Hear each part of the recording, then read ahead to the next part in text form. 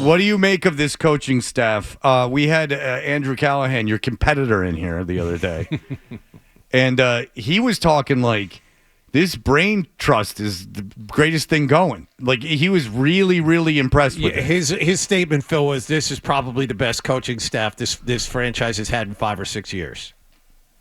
Yeah, so we talked about this a little bit the other night on TV, and I agree with him that on paper it looks really good. I mean, you've got a lot of experience there. You've got, an experienced offensive line person with head coaching experience in Doug Marrone, obviously Josh McDaniels, and I'm specifically just even focused on the offensive side because I think the defensive side has been relatively self-explanatory. It's a lot of Vrabel guys, which shouldn't surprise anyone, and his fingerprints should be all over that defense.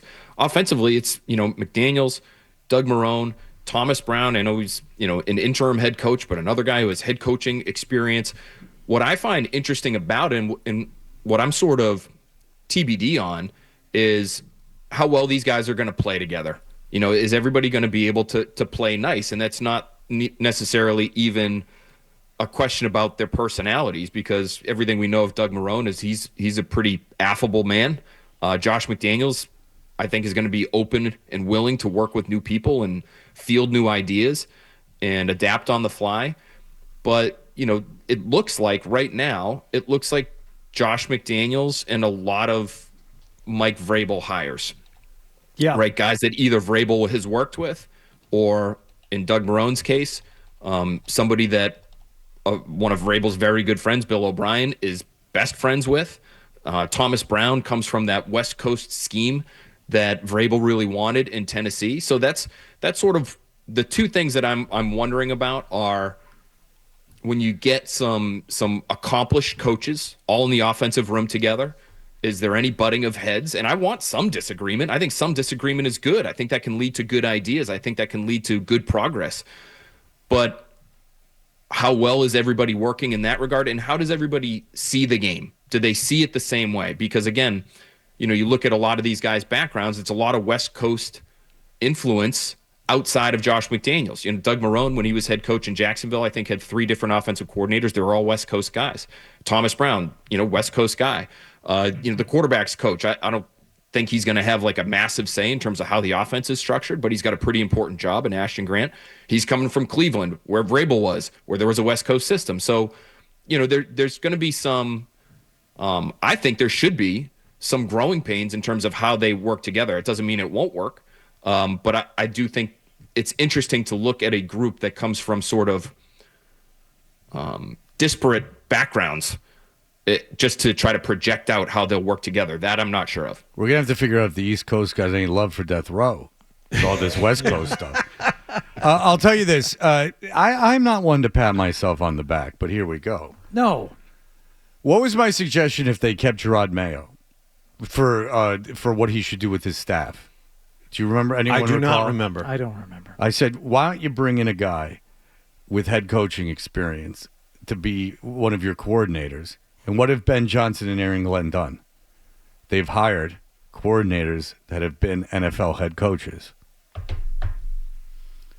Why did Jerod Mayo not do that?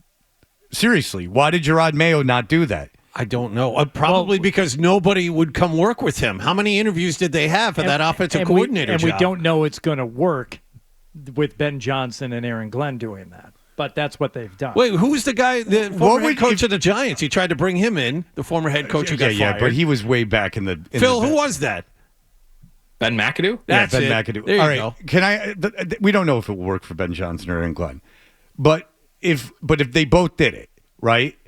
What if you were the owner of the team? What would you be more comfortable with? A guy who had never had. Vrabel has had head coaching experience, so Vrabel doesn't count.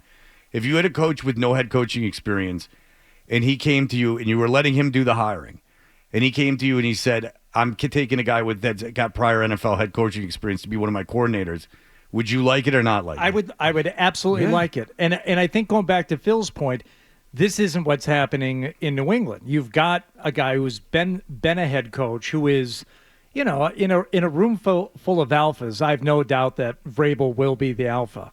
But there's probably going to be some significant butting of heads because when you get guys who have done the job at a high level or the highest level before, I'm sure they, in all one way, Phil, think that they know what the right answer is, and it's going to be tough to move them off of that. Yeah, I would just assume that they have strong opinions, and they all may be going into their jobs understanding, I know what the hierarchy is, I know who I report to, and I know I'm going to have to just kind of sit there and bite my lip if I'm being told to do something that I don't necessarily believe in, but I think that can be hard to do. It's a stressful gig. Listen, we've been around coaching staffs the last couple of years here, 2022, I would say specifically, where, there were differing opinions on a regular basis, and you did not have the personalities necessary for guys to be able to kind of swallow their pride enough at times and just bite their lip and move forward and take the orders as they were being given to them. So I'm not saying that's what's going to happen here, but when you have people who have a significant level of experience, it's very different from what we've been used to here for a long time, which was Bill and a bunch of assistants that he either raised within the system, like Josh McDaniels and Matt Patricia, or guys that were still, that had basically come from out of nowhere to the Patriots program and owed their careers to Bill Belichick. And so it was, yes, sir, no, sir. You tell me to jump, I ask how high. And I just don't know if that's necessarily going to be the case. Again, that could be a good thing. That could be a good thing. I want pushback. I want disagreement on a coaching staff, as long as you've got this, the right kind of people to bring forward the intelligent kinds of ideas that you're looking for to get your team where it needs to be. I'm curious as to how it's going to work, because I don't think anybody can say exactly how it's going to work at this point. Phil, I'm sorry if this is a dumb question, but I don't know the answer to this. What's a learning curve for Drake Maye as a second-year player entering his second offense in as many years, considering all the stuff we just talked about?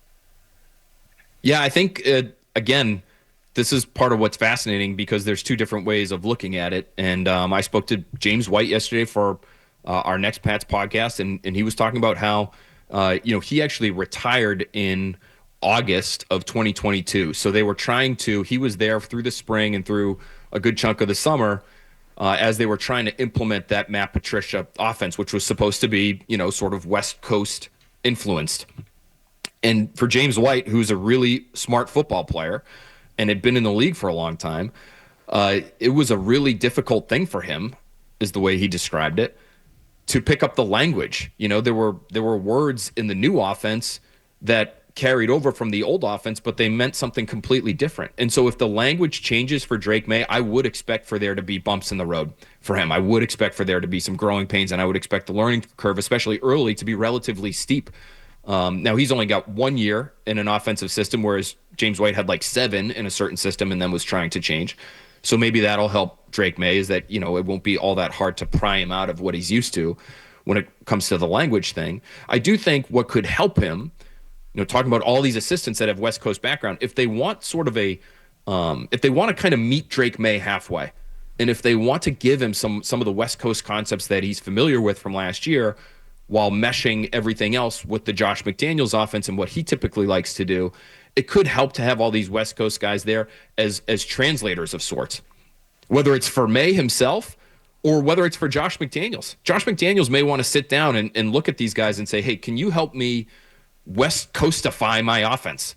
And this is what I usually call this concept, but what have you guys called it in the past with Sean McVay or Doug Marrone when you were with all these West Coast guys? What would you like to call this, and what might Drake Maye be most comfortable calling this based on his experience? So again, there's going to be a feeling out process there, and I do think there will be some bumps in the road, because anytime you get a new offensive coordinator, it can be difficult, at least initially, especially for a young quarterback. All right.